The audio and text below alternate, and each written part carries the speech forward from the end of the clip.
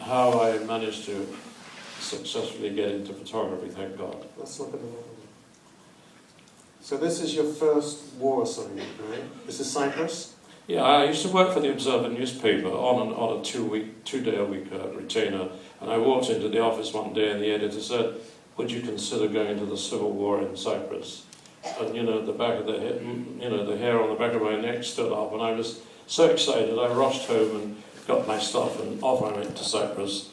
And the first gun battle I got into, I was in the Turkish quarter of Limassol in Cyprus, and I found myself with the Turks, and they were being attacked, and I just dug in with them. And I had no knowledge of war. I didn't have a great knowledge of photojournalism or reportage, as it was sometimes called in those days.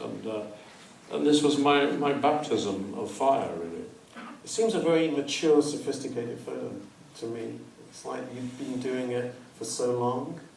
I mean, the composition, it's like an old master painter. Well, it's nice of you to say that. It's not an accident that I took it like that. I mean, I studied the composition of Henri Cartier-Bresson, who was the master of composition, and we learn from each other, photographers, and we admire other people's photos naturally. And so I suddenly felt, because I'm quite tough really, but behind this toughness, there's a decent kind of feeling human being. And I for all the beatings and the hidings I took as a boy, and the pain and the unhappiness of losing my father, I carried something away from all that, and I feel as if I've given it back in my work.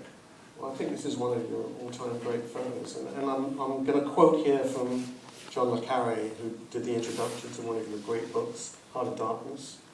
McCullin is talking of the elusive moment of connection with his subject, the yes, the moment of naked affinity, when he or she forgives him, at death's edge, starving, inconsolably bereaved, when their own child lies dead on the hall floor, bond in the attack, still yes, yes, take me, take us, yes, show the world my pain,